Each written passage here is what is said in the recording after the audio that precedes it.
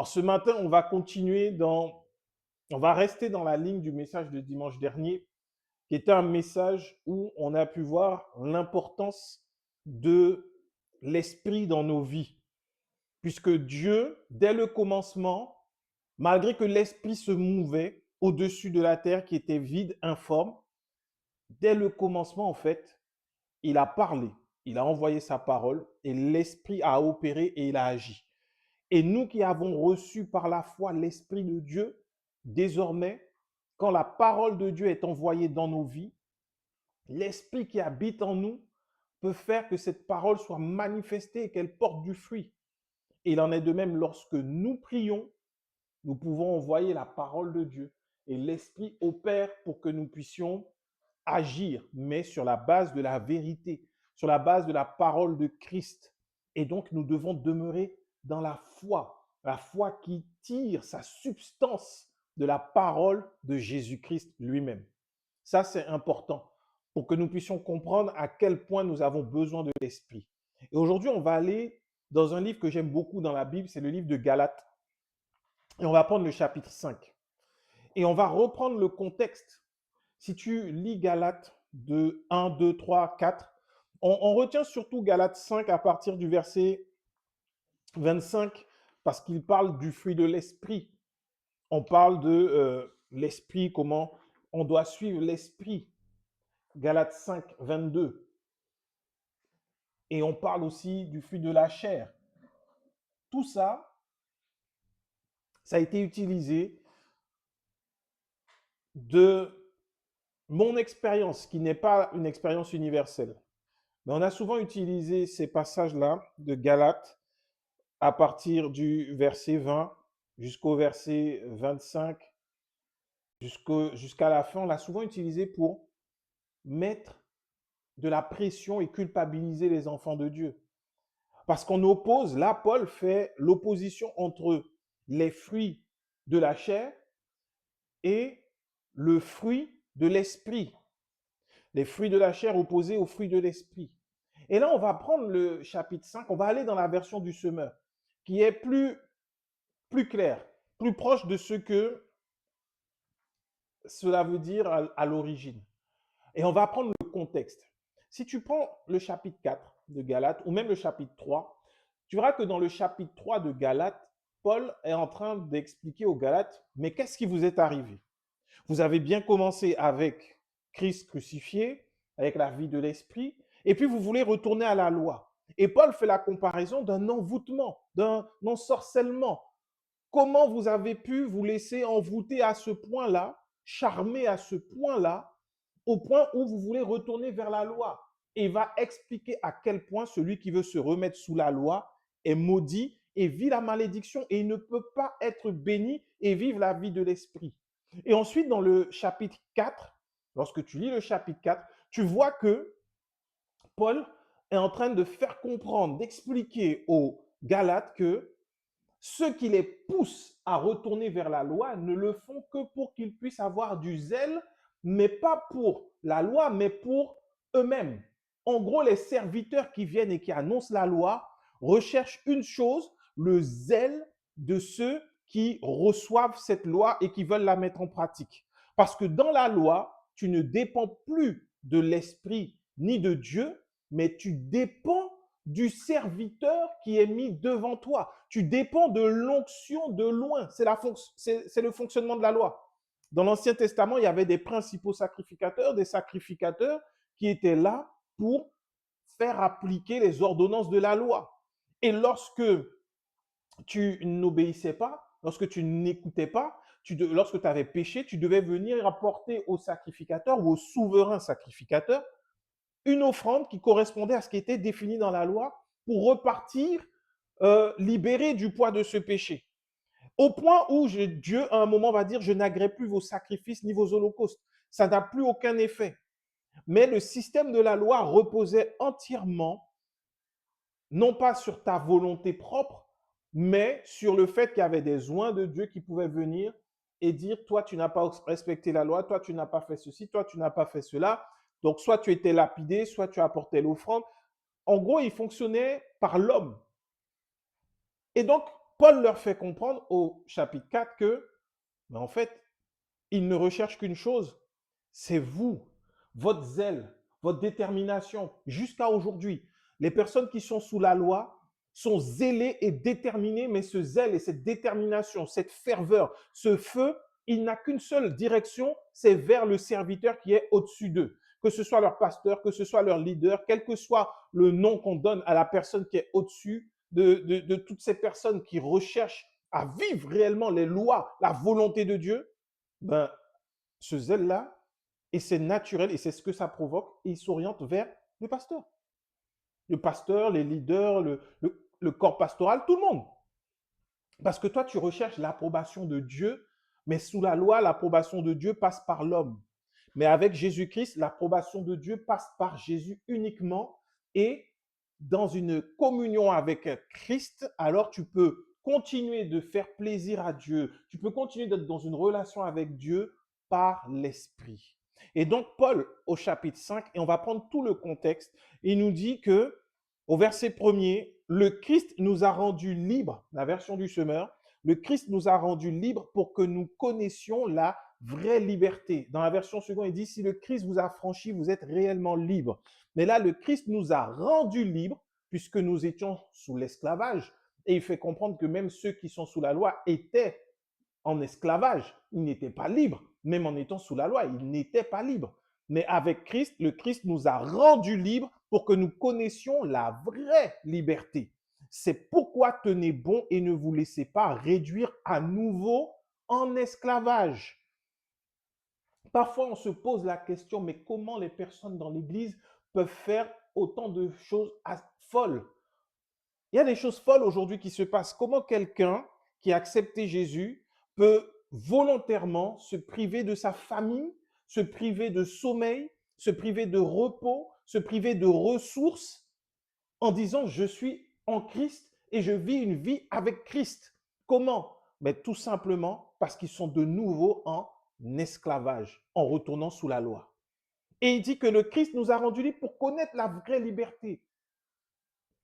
Connaître la vraie liberté. Et Paul dit, moi, Paul, je vous déclare, si vous, chrétiens d'origine païenne, vous vous faites circoncire, le Christ ne vous sera plus d'aucune utilité. Et je l'affirme une fois encore, tout homme qui se fait circoncire est tenu d'accomplir la loi tout entière. Vous qui cherchez à vous faire déclarer juste par Dieu en accomplissant la loi, vous êtes séparés du Christ. Vous n'êtes plus sous le régime de la grâce. Quant à nous, notre espérance, c'est d'être déclaré juste devant Dieu au moyen de la foi. Telle est la ferme attente que l'Esprit fait naître en nous. Car pour ceux qui sont unis à Jésus-Christ, ce qui importe, ce n'est pas d'être circoncis ou incirconcis, c'est d'avoir la foi, une foi qui se traduit par des actes inspirés par l'amour. C'est très clair. Voilà pourquoi j'aime bien la version du semeur. C'est clair. Quand Paul, là, il prend l'exemple de la circoncision. Pourquoi? Parce que la circoncision est dans la loi. Mais on peut prendre l'exemple de n'importe quel acte qui est lié à la loi. Paul dit que ce soit la circoncision, on peut rajouter que ce soit les dîmes, on peut rajouter que ce soit le sabbat, on peut rajouter que ce soit le sacrifice d'animaux, on peut rajouter tout ce qui est dans la loi si tu veux faire une partie. Parce qu'il y a des croyances, il y a des religions, entre guillemets, qui font que, voilà, il y en a qui se disent, moi, j'observe le sabbat. Il y en a d'autres qui observent et qui respectent encore les lois judaïques. Il y en a d'autres qui disent, nous, limite, ils disent, nous, on croit à la dîme pour être bien. Et il y en a qui pensent et qui continuent avec ce fonctionnement légaliste. Et Paul dit bien que si tu veux faire une partie, il faut tout faire. Il faut tout faire. Et les lois sont bien faites. Les lois de Dieu sont parfaites au point où aucun homme ne peut obéir à la loi et vivre. Donc en vrai, on devait avoir plein de personnes qui meurent parce qu'ils veulent suivre la loi en perfection. Ils voudraient la suivre à la perfection. Ce n'est pas possible. Et Paul le dit. Parce que tu ne seras jamais justifié par les actes de la loi. Autrement dit, la pauvreté de beaucoup de chrétiens est le fait qu'ils croient que c'est en faisant des offrandes, des dîmes et en donnant à leurs pasteurs, leaders, qu'ils vont devenir riches parce qu'il y a un échange qui va se faire. C'est les enseignements qu'on leur donne. Mais en vrai, tu n'es pas béni, Tu es maudit lorsque tu agis comme ça et tu ne vois qu'un trou se faire de plus en plus dans tes finances. Parce que tu ne peux pas suivre toute la loi. Tu ne peux pas apporter toutes les dîmes parce qu'il n'y a pas qu'une seule forme de dîme. Tu ne peux pas toutes les apporter. Tu ne peux pas respecter non plus le sabbat comme Dieu l'a instauré dans la loi. C'était un cycle. C'est pas n'importe quoi. Mais au final, comme toi, tu vas galérer dans ta vie, tu vas te tourner vers l'homme qui t'enseigne la loi pour lui demander les clés pour avancer puisque tu n'y arrives pas. Et c'est comme ça qu'ils arrivent à te remettre en esclavage. Tu vas énormément prier, tu vas énormément jeûner, tu vas énormément veiller. Ça s'appelle de l'esclavage. Ce n'est pas la foi. Ça, ce n'est pas de la foi. C'est de l'esclavage, c'est de la servitude mise sous le dos de Christ. Christ ne demande pas ça. Jésus ne le demande pas. Au contraire, Paul dit bien que notre espérance, c'est d'être déclaré juste devant Dieu au moyen uniquement de la foi. Il n'y a pas d'autre moyen. Tu peux pas, tu peux pas dire je suis juste parce que je prie, parce que je lis, parce que je fais mes offrandes, parce que je donne ma dîme, parce que je sers, parce que il n'y a aucune raison qui puisse justifier, aucun acte qui vienne de nous qui puisse justifier quoi que ce soit vis-à-vis de Dieu. Il n'y a aucun acte. À l'exemple de cet homme riche qui est venu devant Jésus et qui observait toute la loi. Et Jésus a vu que c'était quelqu'un qui observait toute la loi de façon très rigoureuse. Il lui a juste dit, va, vends tous tes biens et suis-moi afin qu'il hérite du royaume. Et l'homme est reparti triste parce que son cœur était attaché à ses richesses. Il observait toute la loi parce qu'il avait des richesses. Son cœur était attaché à ces richesses-là. La richesse en soi n'est pas mauvaise. Lorsqu'elle vient de Dieu, tu ne peux pas être attaché à ta richesse. Si tu as une richesse qui vient de Dieu par la foi, tu n'es pas attaché à la richesse, mais tu es attaché au sacrifice de Jésus. C'est pour ça que lorsque tu te bats pour avoir de la richesse, pour obtenir, tu vas être attaché à la richesse, que tu le veuilles ou non, parce que ça aura été le fruit de tes efforts. Tout simplement. Il y a une différence. Et ça, tu le vois souvent avec les enfants. Tu as des enfants, tu fais à manger pour eux et tu leur donnes, ils vont te dire, c'est bon, c'est bon. Ils font leur propre plat, une omelette qu'ils font par eux-mêmes. Ils ne la font pas comme toi. C'est pas le même goût. C'est pas aussi bon que toi. Mais parce que c'est eux qui ont fait leur omelette, ils vont te dire c'est la meilleure omelette de tous les temps. Il n'y a jamais eu de meilleure omelette. Il n'y a jamais eu de meilleur repas que lorsque lui, il a pris, il a donné, l'enfant a fait ses efforts, il a cassé ses œufs lui-même, mis son sel, son poivre. L'omelette est parfaite. C'est ça la loi et la grâce. Tu vois, souvent ça va diminuer. Souvent on va se dire, bon, on a reçu par grâce, gloire à Dieu, c'est bien. Mais les gens, ils aiment bien qu'on puisse les gratifier, qu'on puisse leur dire, ah, c'est bien, tu as bien travaillé. Franchement, tu es parti de zéro et tu as été fidèle dans tes dîmes, tu as été fidèle dans tes offrandes. Aujourd'hui, tu es multimillionnaire. Waouh, gloire à Dieu, mais bravo, gloire à Dieu pour ta vie. Oh, tu es une source de bénédiction. Tout ça, c'est de la malédiction. Parce que si tu viens et tu dis, ben, écoute, je n'ai fait que croire en Jésus et voilà la source de ma richesse. C'est uniquement ce que j'ai fait. C'est tout ce que j'ai fait. On va te dire, non, mais tu ne veux pas partager tes secrets. Tu devrais écrire des livres, les 12 clés de la réussite dans la richesse. Et il y a des gens, et tout un business s'est mis en place comme ça dans le corps de Christ. Ce qui est triste et dommage. Parce que les enseignements uniquement basés sur la foi, la véritable foi, ils deviennent rares, de plus en plus rares. Pas une foi détournée, pas la foi dans le fait de pouvoir faire des efforts. Parce que souvent, on confond la foi en Christ et on appelle foi la capacité à faire des efforts. Je ne sais pas si tu vois la différence.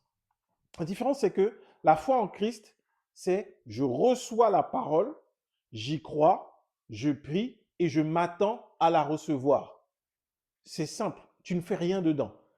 Tu reçois la parole, c'est Dieu qui l'envoie. Tu y crois, c'est le Saint-Esprit qui en toi t'assure que tu es enfant de Dieu. Et ensuite, tu attends sa manifestation parce que la foi est une ferme assurance des choses qu'on ne voit pas et de celles que l'on espère. Et au moment où Dieu l'a décidé, ça se manifeste parce que tu y crois, parce que ta foi est en accord avec la parole de Dieu. Et Christ, qui est l'auteur et le consommateur de la foi, qui l'amène à la perfection, va faire en sorte que tu puisses saisir ça.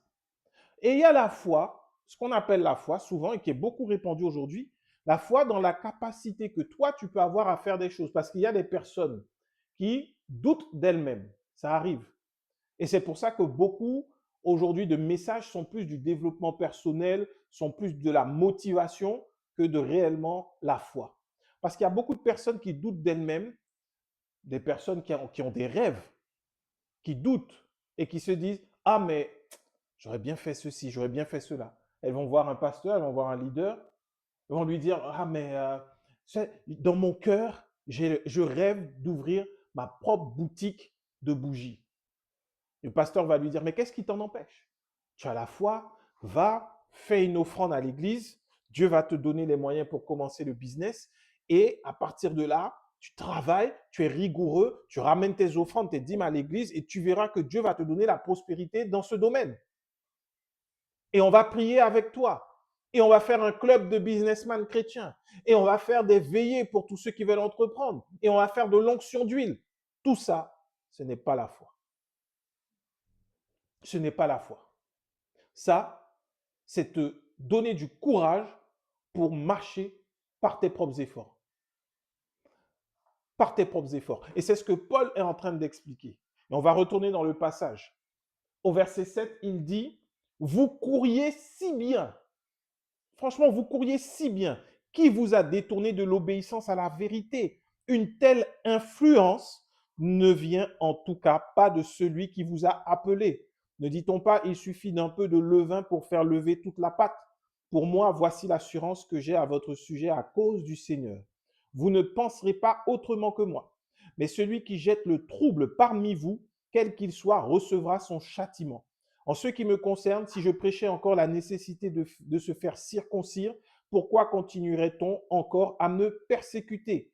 Car alors le message de la mort du Christ en croix n'aurait plus rien qui puisse susciter l'opposition.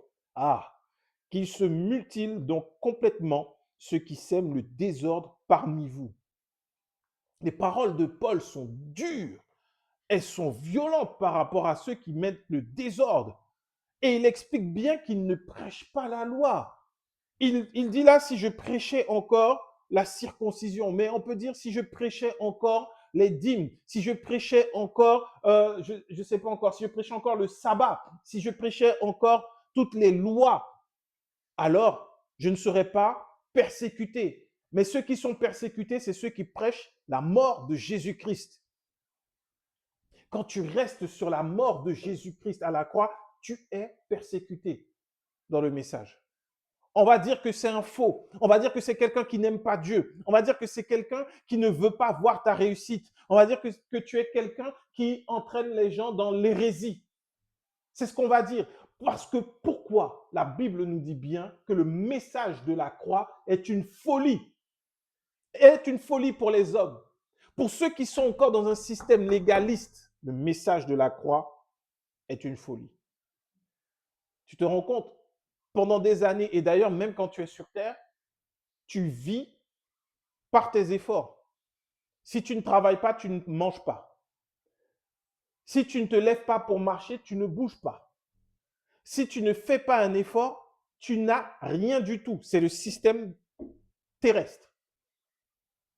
Ça, c'est le système terrestre dans lequel les humains sont enfermés. Parce qu'on a d'autres exemples de la grâce de Dieu.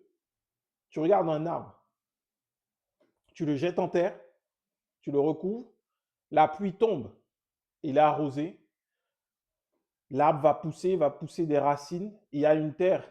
L'arbre, on nous vend qu'il fait des efforts, mais en fait, c'est en lui. Dieu l'a créé pour qu'il porte du fruit. C'est la semence, c'est la parole de Dieu qui est mise dans l'ADN de tout être qu'il a créé. Il n'y a que l'être humain qui s'est détaché de ça. Mais les arbres, Dieu a dit que tant que les semences existeront, et tant que la terre existera, l'arbre, les semences, tout ça, ça existera. Et donc, on va même aller plus loin, sans qu'un homme ne prenne une graine et la jette en terre. Quand ce sont les oiseaux qui ont mangé, par exemple, des cerises, qui ont mangé des fruits, ils vont, ils volent. Là où ils jettent la graine tombe. Et là, d'un coup, on voit un arbre qui pousse. Et l'arbre va donner du fruit. Personne ne s'est occupé de l'arbre. Personne n'a pris soin de l'arbre. Moi, je me rappelle quand Quand j'étais jeune en Guyane, on se baladait. Des fois, on sortait. On avait des chemins qui étaient un peu dans la forêt quand on sortait dans des bois. Et des fois, dans les bois, tu trouvais un arbre fruitier. Tu pouvais trouver un papayer, tu pouvais trouver des fruits de la passion quelque part, tu pouvais trouver un manguier. Ça n'appartient à personne. Personne. Ça n'appartient à personne puisque c'est un chemin. Ce ne sont pas des propriétés qui appartiennent à des gens. Et tu vois l'arbre qui est là. Et les fruits sont bons. Personne ne vient mettre de l'engrais. Personne ne vient mettre de l'eau. Personne ne vient tuer les nuisibles. Personne ne fait rien. L'arbre a fait ce pourquoi il est créé. Porter du fruit. Parce qu'il a reçu une parole à la création. Si on retourne à la création, il a reçu cette parole. Il est tombé en terre, il a porté du fruit. Et tu tombes dessus, tu vois, les mangues. Moi, je me rappelle encore, on avait ce chemin-là sur le collège, on allait, des fois, on prenait des pierres et puis on faisait tomber les mangues. Les mangues étaient bonnes, mais personne ne s'en occupait. C'était juste la puissance de la parole de Dieu lorsque l'Esprit l'a mené à manifestation. Et je bénis le Seigneur pour ça, parce que dans sa grâce, il a créé la mangue. Il a créé la mangue. C'est là que tu vois à quel point Dieu est bon. Non, je ne sais pas, quand tu manges une bonne mangue, tu dis, mais Dieu est tellement bon. Quand, je ne sais pas, il y a d'autres fruits sur terre, mais la mangue, en tout cas, quand tu prends ça, des fois, tu as des mangues oranges, et il n'y a pas de fil, c'est sucré, c'est doux. C'est Dieu qui l'a créé. Elle n'a pas fait d'effort pour être mangue. Tu te rends compte? Elle n'a fait aucun effort pour être grande, petite, sucrée, orange. Dieu a tout dit. Il a dit, bon, maintenant, la mangue va exister parce que je connais Gareth. Il savait que j'allais arriver. Il a dit, bon, je vais créer la mangue spécialement pour moi. Et aujourd'hui, tu trouves une mangue. Tu manges. C'est la grâce de Dieu.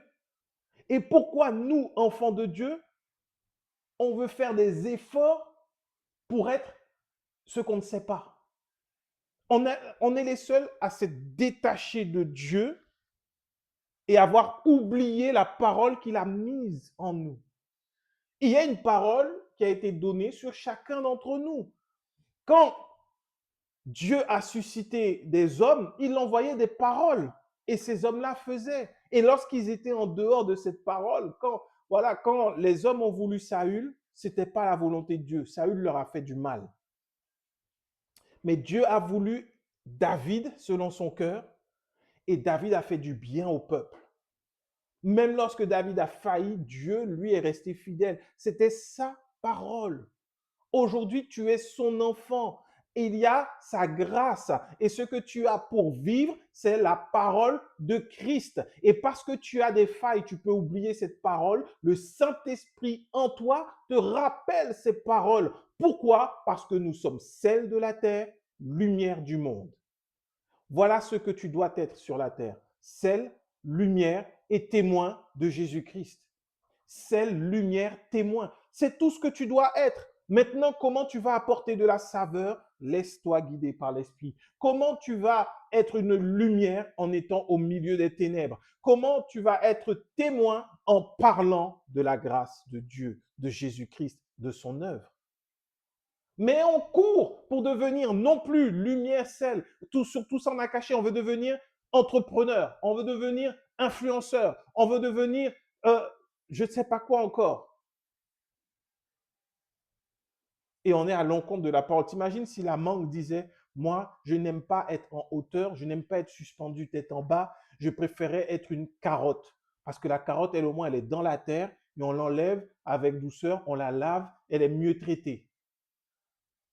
Tu vois le problème? Tu plantes un manguier et au lieu que le manguier sorte, enfin, le manguier il reste dans la terre et puis tu vois une feuille qui sort et puis tu peux pas parce que tu n'es pas carotte, tu es mangue. Et nous ne sommes plus nés de la chair et du sang, mais nous sommes enfants de Dieu. Tu ne peux plus fonctionner sous la loi. Tu ne peux pas. C'est une anomalie, même spirituellement. Tu es une anomalie quand tu essaies de dire je suis né de nouveau par Jésus-Christ, mais je fonctionne et j'opère avec la loi. Il y a des choses qui ne vont pas ensemble. Ça ne va pas ensemble. Et Paul dit que tous ceux qui enseignent ces enseignements-là, qu'ils se mutile donc complètement parce qu'il sème le désordre. Il sème le désordre dans le corps de Christ. Et au verset 13, il dit, oui, mes frères, vous avez été appelés à la liberté. Seulement, ne faites pas de cette liberté un prétexte pour vivre comme des hommes livrés à eux-mêmes. Au contraire, par amour, mettez-vous au service les uns des autres. Paul dit que ceux qui sont sous la loi sont des hommes qui sont livrés à eux-mêmes. Pourtant sous la loi, mais livrés à eux-mêmes. Pourquoi? Parce que la loi ne vient faire qu'une seule chose, exposer le péché dans la vie des enfants de Dieu. C'est la seule chose que la loi vient faire, exposer le péché. Qui dit que le péché est exposé, ça veut dire que tu es charnel, ça veut dire que tu es livré à toi-même. Tu n'as aucun recours, tu ne peux rien faire. Tu as beau essayer, tu appliques la loi, mais tu pèches. Parce que plus tu vas chercher d'appliquer la loi, plus tu vas pécher. La loi est là pour révéler, pour révéler. Tu vois, plus tu mets un produit et tu mets du révélateur, plus ça va être révélé. Donc tu es livré à toi-même. Et Paul dit au début, quand il est dans le verset 6, il dit que celui qui marche par la foi, ça se traduit par des actes inspirés par l'amour. Et il dit donc, là, au lieu d'être comme les hommes livrés à lui-même, à eux-mêmes, au contraire, par amour, mettez-vous au service les uns des autres. Par amour. Donc c'est par la foi. Verset 14, car la loi se trouve accomplie tout entière par l'obéissance à une seule parole. Aime ton prochain comme toi-même. Mais si vous blessez les uns les autres et si vous vous entre-déchirez, prenez garde. Vous vous déchirez mutuellement. Et ce n'est pas ce qu'on a vu sous la loi. On n'a pas vu que Israël, même des frères, se battaient entre eux. On n'a pas vu qu'il y avait des tribus qui se retournaient contre d'autres tribus. On n'a pas vu qu'il y avait du déchirement au milieu. On n'a pas vu que les fils de David se sont retournés contre lui. On n'a pas vu. Est-ce qu'on ne voit pas cette réalité? La Bible est là pour nous servir d'exemple, mais on ne prend pas l'exemple. On veut garder seulement ce qui s'est passé avec Élie, le feu, le char de feu. Il voyait ce qui se passait dans la chambre du roi, mais on ne regarde pas là où la loi n'a pas fonctionné. Ça n'a pas fonctionné. Ils n'étaient pas vainqueurs, ils étaient esclaves. Élie a pris la fuite. Tu te rends compte? Tu fais une grande victoire. Le feu du ciel tombe. Le sacrifice est consumé. L'eau qui était autour est consumée. Tu passes par le fil de l'épée. Tous les prophètes, tous les prêtres de Baal. Et après, il y a une dame qui dit, bon, moi, je vais te tuer. Après avoir vu autant de puissance de Dieu, tu fuis. Tu dis, ah, moi, j'ai peur de mourir. Alors que Dieu s'est manifesté puissamment. C'est pas la victoire. Ça, c'est pas la victoire. Tu ne peux pas dire que Élie a été trouvé vainqueur. Moïse n'a pas été trouvé vainqueur. Pourtant, la mer a été séparée en deux. Élisée n'a pas été trouvé vainqueur. Personne. Laissons la loi de côté. Et pour continuer, lui, Dieu nous dit, par la bouche de Paul, que toute la loi est résumée dans aime ton prochain comme toi-même. Quand tu aimeras ton prochain, et pour aimer ton prochain comme toi-même, tu as besoin de beaucoup de foi. Ça, ce n'est pas naturel du tout. Il y a des gens qui disent, non, mais moi, j'aime tout le monde. Ce n'est pas naturel. Aime ton prochain. Dans ton prochain, on n'a pas dit ton ami, on n'a pas dit ton frère, on n'a pas dit ta famille, on n'a pas dit ceux qui te font du bien, c'est ton prochain. Ton prochain. Quel que soit ton prochain, tu l'aimes comme toi-même. Tu te rends compte? Pour ça, tu as besoin de foi. Parce que le prochain, tu ne sais pas comment il est. Tu ne sais pas quel est son vécu. Tu ne sais pas à quel stade de sa vie il va arriver dans ta vie. Ton prochain, c'est celui qui sera à proximité de toi, qui est proche de toi également. C'est ton prochain. Ça veut dire que partout où tu te trouves, ceux qui sont autour de toi, tu dois les aimer comme toi-même. Impossible si tu n'as pas la foi. Parce que les gens vont dire, non, mais moi, j'aime tout le monde. OK, est-ce que quand tu es dans le métro et que le métro est blindé, tu penses que tu aimes tout le monde? Ce sont tous tes prochains à ce moment-là. Est-ce que tu le penses? Tu me dis, oui, mais là, tu exagères un peu. On te parle de la vie chrétienne. Ah bon? Jésus nous a donné l'exemple. Partout où Jésus était, il y avait une foule autour de lui. Qu'est-ce qu'il faisait? Il guérissait la foule et il prêchait. Toute la foule. Il n'y avait pas de distinction. Ils étaient tous ses prochains et il les aimait tous. Même ceux qui étaient en train de planter les clous dans ses mains au moment de mourir, c'était ses prochains. Et parce qu'il savait que le Père, Il connaissait, malgré que c'était la volonté de Dieu, il connaît le Père. Ils osent planter un clou dans la main de son fils. Il dit, Père, pardonne-leur. Ils ne savent pas ce qu'ils font. C'était ses prochains. Même quand il était sur la croix, qu'ils étaient en train de se moquer de lui, qu'est-ce qu'il a dit? Il était en train de prier pour eux. Il était en train d'accomplir la volonté de Dieu. Il aurait pu être décroché, restauré tout de suite et dire, papa, c'est trop dur. C'est bon, récupère-moi. Non, par amour. Paul nous dit ça. La loi est résumée dedans. Aime ton prochain comme toi-même. Ce n'est pas possible sans la foi. Si tu n'as pas la foi, tu ne peux pas aimer ton prochain comme toi-même. Tu ne peux pas. Sans la foi, tu ne peux pas. C'est impossible. Il n'y a personne qui peut aimer comme Jésus a aimé son prochain. Tu arrives quelque part, tu vois quelque chose qui te contrarie, tu t'en fiches du prochain, tu pars. Moi, le premier. Si j'arrive quelque part, quelque chose me contrarie, je ne suis pas d'accord avec ça. Si jamais il y avait une personne, peut-être une seule, avec qui j'aurais pu parler, avec qui j'aurais pu échanger, avec qui sa vie aurait pu être changée juste par une parole de grâce, mais parce que je suis contrarié, je pars. Et après, tu dis, ah Seigneur, je regrette, c'est vrai, peut-être que… Mais tu es quand même parti, tu as manqué d'amour envers ton prochain. Tu as manqué d'amour envers ton prochain. Ça nous est tous arrivé. Tu dis, bon, ben là, c'est bon, j'en ai marre de la situation, je pars. Je pars.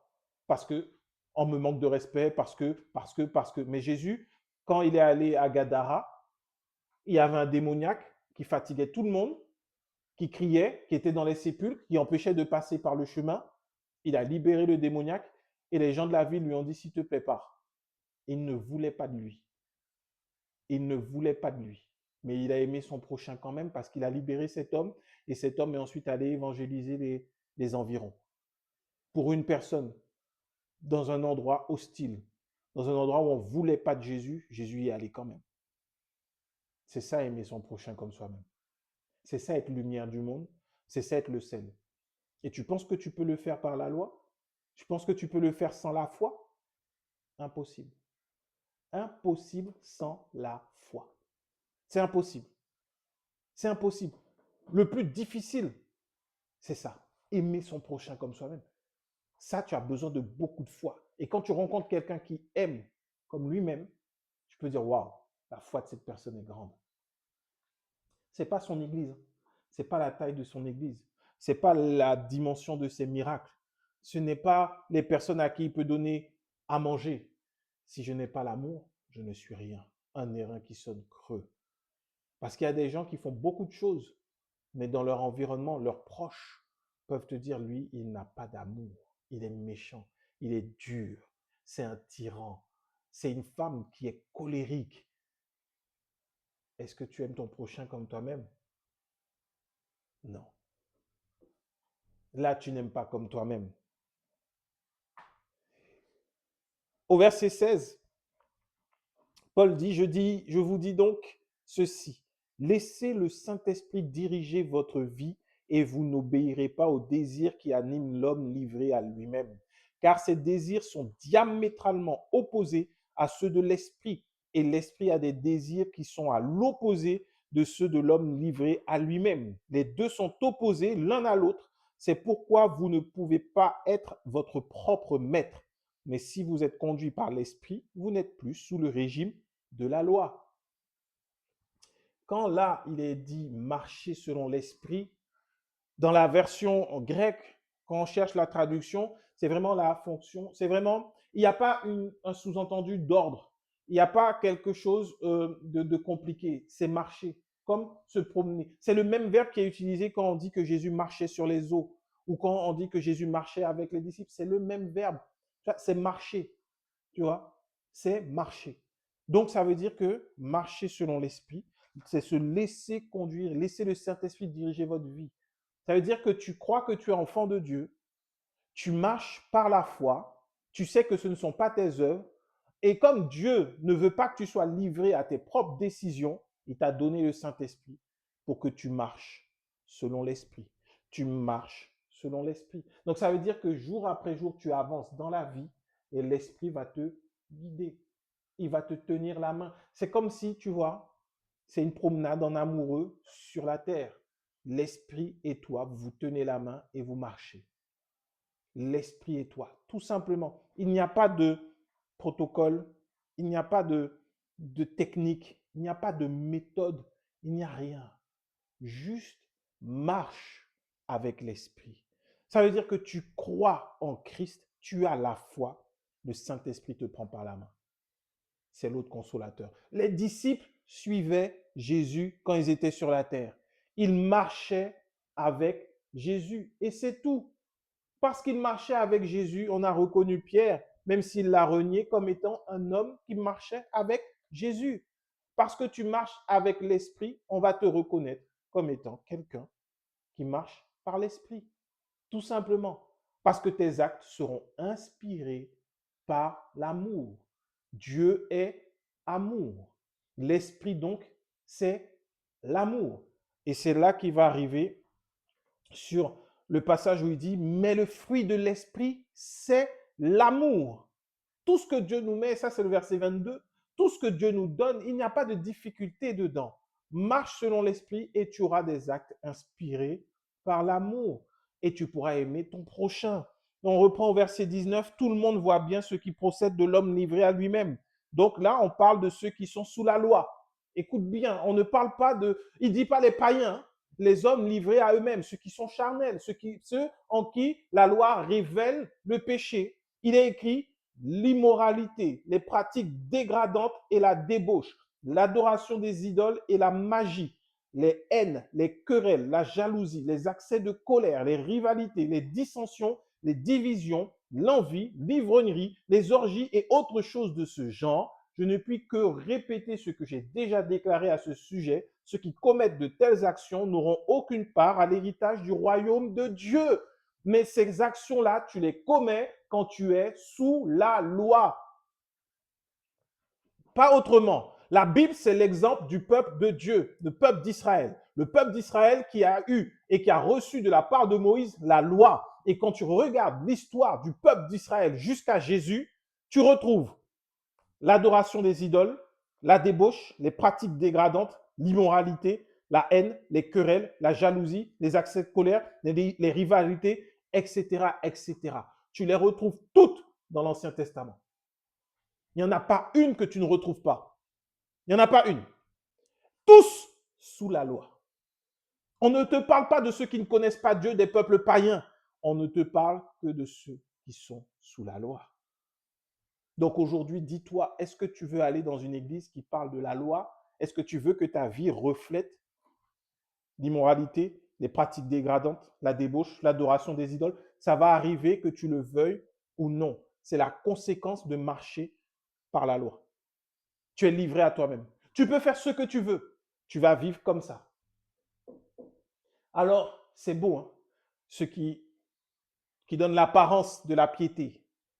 Mais sans même être devin, sans même être prophète, sans connaître les choses, ils sont tous en train de vivre ce qui est écrit dans ce passage. Combien sont dans l'ivrognerie cachée? Combien dans les églises il y a des divisions? Ça, juste ça. Ceux qui ont fait plusieurs églises, il y a toujours des clans. Il y a toujours des clans. Pourquoi? La loi. Des dissolutions, des divisions, des rivalités. Deux pasteurs qui prêchent bien. Au lieu que ce soit dans l'amour et dans l'unité, une rivalité va naître. Pourquoi? La loi. La loi. L'immoralité, les pratiques dégradantes. Combien de pratiques dégradantes on a pu voir dans les églises légalistes? On a dit aux gens de boire de l'huile, où on leur a dit d'aller avec, je ne sais pas encore, il y avait des personnes avec de l'alcool, des gens qui prennent la Sainte Seine, chacun sa bouteille de vin à la main, on leur a dit de manger de l'herbe, c'est des pratiques dégradantes, c'est la loi. Mais c'est la loi. On ne peut pas dire que là, c'est l'Esprit de Dieu qui a inspiré, où on retrouve encore la magie. L'idolâtrie, j'en parle même pas. On en a parlé la semaine dernière. Et au verset 22, Paul va dire, mais le fruit de l'esprit déjà, c'est l'amour. Et tu auras des actes inspirés par l'amour. Pourquoi? Parce que lorsque tu marches selon l'esprit, tu vas marcher selon l'amour, la joie, la paix, la patience, l'amabilité, la bonté, la fidélité, la douceur, la maîtrise de soi. La loi ne condamne certes pas de telles choses. Or, ceux qui appartiennent à Jésus-Christ ont crucifié l'homme livré à lui-même avec ses passions et ses désirs. Puisque l'Esprit est la source de notre vie, laissons-le aussi diriger notre conduite. Ne soyons pas vaniteux et évitons de nous provoquer les uns les autres et de nous jalouser mutuellement. Au verset 25, il dit, puisque l'Esprit est la source de notre vie, laissons-le aussi diriger notre conduite. La seule chose que tu dois faire, c'est le laisser diriger ta conduite. Donc, et si on repart dans la version du Louis II, c'est écrit que si nous vivons par l'Esprit, marchons aussi selon par l'Esprit. Et le marcher là, c'est plus le même que le fait de se promener, de marcher comme Jésus marchait. Là, on est sur un terme qui est plus apparenté à une marche où on est dans l'armée. On marche à l'unisson, comme à l'armée.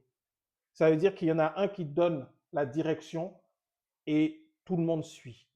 C'est ça, marcher selon l'Esprit. Tu vois, dans l'amour.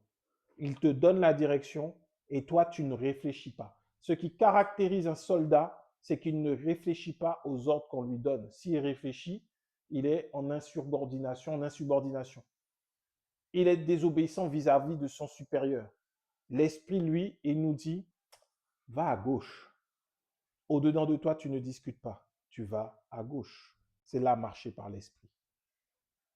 Tu te poses la question, mais qu'est-ce que je dois faire demain? Qu'est-ce que je dois prendre comme décision? L'Esprit va te donner la paix, la joie. Il va te donner la patience pour suivre la décision qui vient de lui. C'est le fruit de l'Esprit. Il va te donner l'amabilité, la bonté, la fidélité, la douceur, la maîtrise de toi. Tu es impatient, mais l'Esprit va te donner de la maîtrise pour que tu puisses attendre. Parce qu'il te dit, là, pour l'instant, le feu est rouge. Quand le feu sera vert, on avance. C'est simplement ça, la marche par l'Esprit. Quand Dieu a envoyé sa parole et qu'elle est en toi et que tu pries sur cette parole, beaucoup se posent la question à quel moment, comment je fais pour savoir ou autre. Le Seigneur va te donner de marcher selon l'Esprit. Tu auras la paix avec la décision que tu prends. Tu seras dans la joie et tu auras de la patience. Peu importe, tu sais. Tu sais que ça va se faire. Marcher selon l'Esprit. Se laisser conduire par l'Esprit. Et là, on n'est plus livré à nous-mêmes. On n'est plus orphelin, mais nous sommes avec le meilleur. Nous sommes avec le consolateur, avec celui qui fait qu'on est dans la paix, dans la joie, dans l'amour. Au quotidien, tous les jours, tu peux être dans l'amour si tu te laisses conduire par l'Esprit, tout simplement. Amen.